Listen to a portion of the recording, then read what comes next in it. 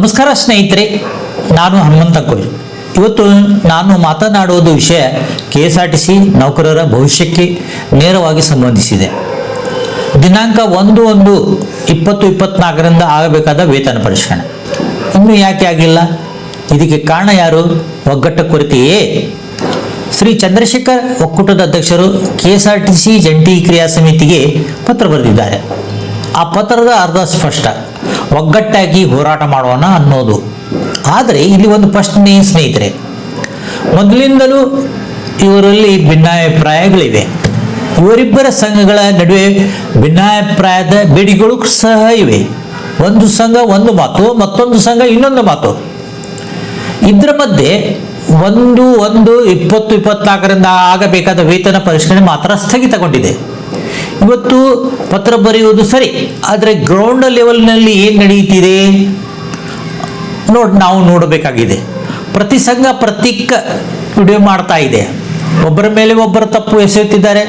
ಒಂದಾಗುವ ಲಕ್ಷಣ ಕಾಣಿಸುತ್ತಿಲ್ಲ. ಜಂಟಿ ಕ್ರಿಯಾ ಸಮಿತಿಗೆ, ಒಕ್ಕೂಟ ಕ್ರಿಯಾ ಸಮಿತಿಗೆ 6 ಸಂಘಗಳು ಬೆಂಬಲವಿವೆ.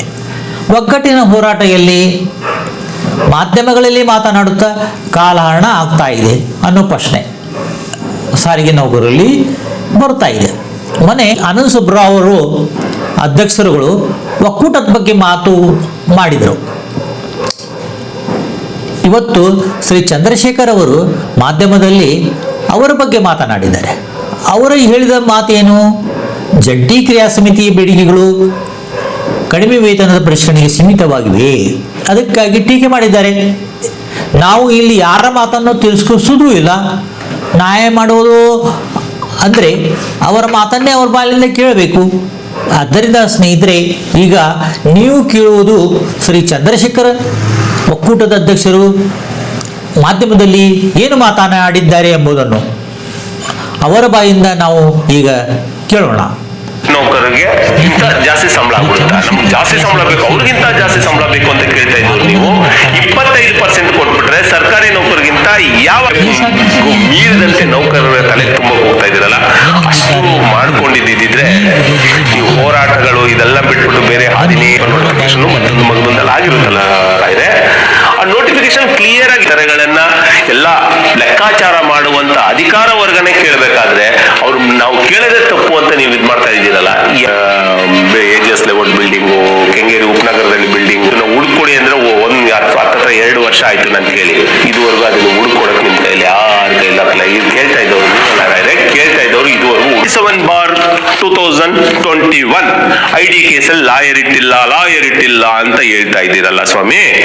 2021 ಇಂದ 25 ಏನು ಸುಮಾರು 4 ವರ್ಷ ಆಯ್ತು ಅಂತ ಇಟ್ಕೊಳ್ಳೋಣ. 4 ವರ್ಷದಿಂದ ಲಾಯರ್ ಇಟ್ಟಿಲ್ಲ ಅಂದ್ರೆ ಕೇಸ್ ನಡೆಯುತ್ತಾ? ಯಾವಾಗ್ಲೂ ಕ್ಲೋಸ್ ಆಗಿರ್ಬೇಕಲ್ಲ ರಾಯ್ರೆ. ಯಾಕೆ ನಿಮ್ಗೆ ಇದು ಯಾರೋ ನಿಮ್ಮ ಅನುಯಾಯಿಗಳು ಬಂದು ತೋರಿಸಿದ ತಕ್ಷಣ ಅದನ್ನೇ ಸತ್ಯ ಅಂತ ಯಾಕೆ ಅನ್ಕೊಂತೀರಾ? 7/6/2023 ಅಂದ್ರೆ ಫಸ್ಟ್ ಒಂದು ಕೆಲವು ಲಾಯರ್ ಇಟ್ಟಿಲ್ಲ, ಲಾಂಗ್ ಆಗಿ ಬರ್ತಾ ಇತ್ತು. ಲಾಯರ್ನ ನಾವು ಇದು ಇಟ್ಟಿರ್ಲಿಲ್ಲ. ಸೊ ಅಡ್ವೊಕೇಟ್ ಹಿಡಿದಿರೋ ಕಾರಣ ಅದು ನಿಲ್ ಅಂತ ತೋರಿಸ್ತಾ ಇದೆ. ನೀವು ಪೆಟಿಷನರು ರೆಸ್ಪಾಂಡೆಂಟ್ ಇದರಲ್ಲಿ ಒತ್ತಿದ್ರೆ ನಿಮ್ಗೆ ಅಲ್ಲಿ ನಿಲ್ ಅಂತ ತೋರಿಸುತ್ತೆ. ಅದನ್ನೇ ತೆಗೆದು ನೀವು ಸಾಮಾಜಿಕ ಜಾಲತಾಣದಲ್ಲಿ ಹಾಕ್ಬೇಡಿ ರಾಯ್ರೆ. ಕೇಳ್ಬೇಡಿ.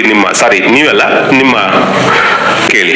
ಅದರಲ್ಲಿ ಆ ಇಯರಿಂಗ್ಗಳಲ್ಲಿ 17/6/2023 ಒಂದು ಇಯರಿಂಗ್ ಸ್ಟೇಟ್ಮೆಂಟ್ ನಾನು ಓದ್ತೀನಿ. ಬಿಸ್ನೆಸ್ ಅಂತ ಇರುತ್ತಲ್ಲ, ಈ ಕೋರ್ಟಲ್ಲಿ ನೋಡಿದ್ರೆ ಸಿಗುತ್ತೆ. Tippeswamy general secretary, Shri SNS advocated for the first party, Shri CTN advocated for the second party present ಅಂತ ಬಂದಿದೆ. ನೋಡ್ಕೊಳ್ಳಿ, ಕ್ಲೈಮ್ ಸ್ಟೇಟ್ಮೆಂಟ್ ಇದ್ರಲ್ಲಿ ಓಡ್ತಾ ಇದೆ ರಾಯ್ರೆ. ಸುಮ್ಮನೆ 47 ಅಡ್ವೊಕೇಟ್ ಇಟ್ಟಿಲ್ಲ, ಅದನ್ನ ನೋಡಕ್ ಹೇಳಿ ಅಂತೆಲ್ಲ ಹೇಳ್ತಾ ಇದ್ದೀರಾ. ಸುಮ್ಮನೆ ನಿಮ್ದೇ ನೋಡಿ. ಆಯ್ತು, ನಿಮ್ಮ ಕೇಸು ಬರೋಣ. 148/2005 ಹಾಕಿದ ಕೇಸು ನಿಮಗೆ ರಿಸಲ್ಟ್ ಸಿಕ್ಕಿದ್ದು ಅಂದ್ರೆ ಜಜ್ಮೆಂಟ್ ಬಂದಿದ್ದು 2017ರಲ್ಲಿ. ಗ್ರಾಚ್ಯುಟಿಗೆ 50% ಆಗೋಯ್ತು ಅಂತ ಒಂದು ಕೇಸ್ ಹಾಕಿದ್ರಲ್ಲ ರಾಯ್ರೆ. ಗ್ರಾಜ್ಯುಟಿ 50% ಆಯ್ತು. ಈ ಕಡೆಗೆ ಅಪಾಯಿಂಟ್ ಆದವರೆಲ್ಲರಿಗೂ ಅರ್ಧ ಗ್ರಾಜ್ಯುಟಿ ಅಂತ ಬಂತು. 2002ರಿಂದ ಎಷ್ಟು ನೌಕರರು ಕೆಲಸಕ್ಕೆ ಸೇರಿದ್ದಾರೆ ಅವ್ರಿಗೆಲ್ಲ ಒಂದು ನೋಟಿಫಿಕೇಶನ್ ಆಗುತ್ತಲ್ಲ, ಪೇಪರ್ ನೋಟಿಫಿಕೇಶನ್ ಮತ್ತೊಂದು ಮಗದೊಂದೆಲ್ಲ ಆಗಿರುತ್ತಲ್ಲ ರಾಯ್ರೆ, ಆ ನೋಟಿಫಿಕೇಶನ್ ಕ್ಲಿಯರ್ ಆಗಿರುತ್ತೆ. ನೀವು ಯಾವ ರೀತಿ ನಿಯಮಗಳಿಗೆ ಒಳಪಡ್ತೀರಾ, ಯಾವ ಸೌಲಭ್ಯಗಳನ್ನ ಪಡಿತೀರಾ ಅನ್ನೋದು ಕ್ಲಿಯರ್ ಆಗಿರುತ್ತೆ. ಒಂದು ನೋಟಿಫಿಕೇಶನ್ ತಾವು ನೋಡಿಲ್ವಾ ರಾಯ್ರೆ? 50% ಇರೋದು 2022 ಕಾಯ್ಬೇಕಾಗಿತ್ತಲ್ಲ. ನೀವು ಹಾಕಿರೋದು 24/1/2022 ಫಸ್ಟ್ ಸ್ಟಾರ್ಟಿಂಗ್ ಆಗಿದೆ ಆಯ್ತಾ. WP 1104/2022 ಇಲ್ಲಿವರೆಗೂ 11 ಇಯರಿಂಗ್ ಆಗಿದ್ದಾವೆ. ಲಾಸ್ಟ್ ಇಯರಿಂಗ್ 6/8/2025 ಆಗಿದೆ. ಅರ್ಥ ಆಯ್ತಾ? ಗ್ರಾಜ್ಯುಟಿ, ಅರ್ಧ ಗ್ರಾಜ್ಯುಟಿ ಇದು. 22ರಿಂದ 25ವರೆಗೂ ಎಷ್ಟು 11 ಇಯರಿಂಗ್ ನಡೆದಿದ್ದಾವೆ. ಇಷ್ಟು ಲಾಂಗ್ ಗ್ಯಾಪ್ ವರೆಗೂ ಯಾಕೆ ನೀವು ನೋಡ್ಕೊಳ್ಳಿಲ್ಲ? ಯಾಕೆ ಅದ್ರ ಬಗ್ಗೆ ನೀವು ಯಾಕೆ ಮಾತಾಡಲ್ಲ?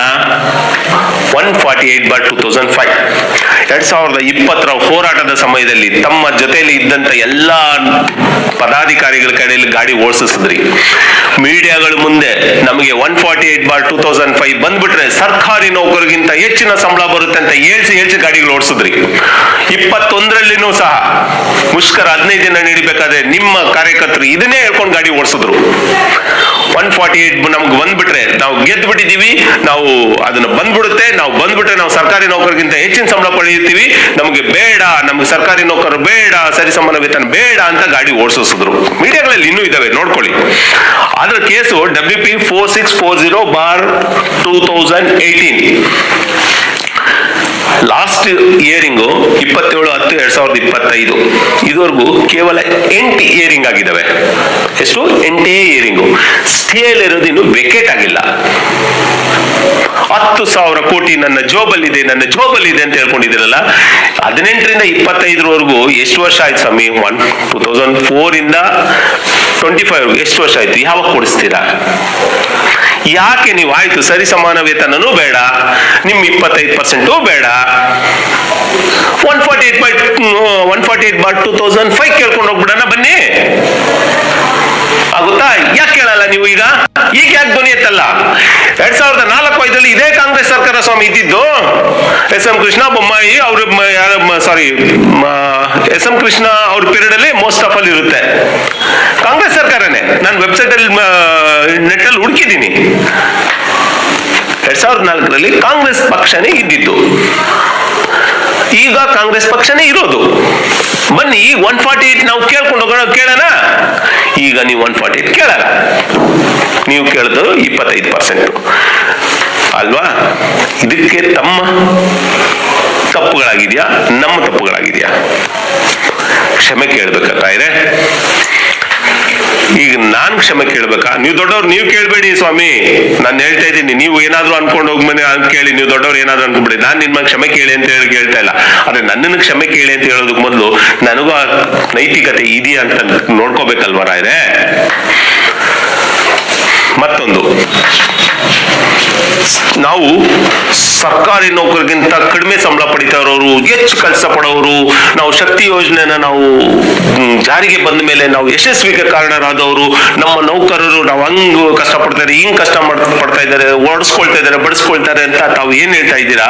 ನೀವು ಹೇಳ್ತಾ ಇರೋದನ್ನ ನಾವೆಲ್ಲ ಅನುಭವಿಸಿರೋರು ರಾಯ್ರೆ.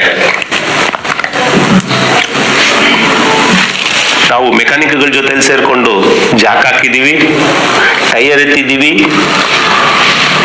ಮತ್ತೆ ಮಿಕ್ಕ ಎಲ್ಲ ಕೆಲಸಗಳನ್ನು ನಾವು ಮಾಡಿದ್ದೀವಿ.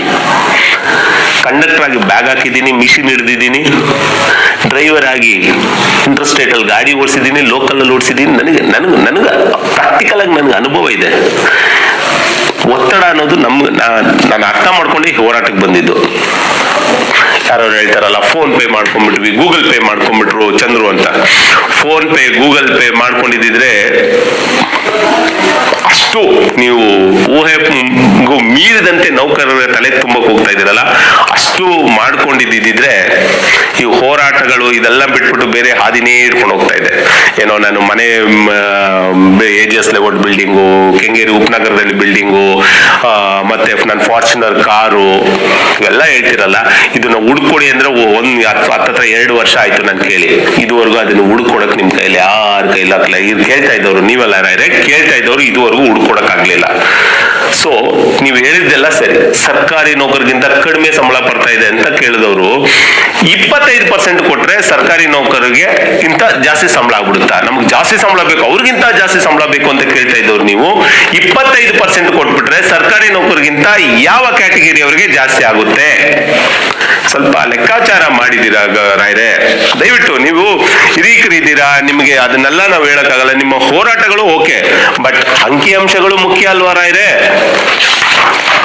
ಅಂಕಿಅಂಶಗಳು ಮುಖ್ಯ ಅಲ್ವೇ? ನೋಡಿ, ಇಷ್ಟು ದಿನ ನೌಕರರು ಮಾತ್ರ ಹೋರಾಟಗಳನ್ನ ಮಾಡ್ಕೊಂಡ್ ಬರ್ತಾ ಇದ್ರು, ನೌಕರರು ಮಾತ್ರ ಸರಿಸಮಾನ ವೇತನ ಬೇಕು ಅಂತ ಹೋರಾಟ ಮಾಡ್ತಾ ಇದ್ರು.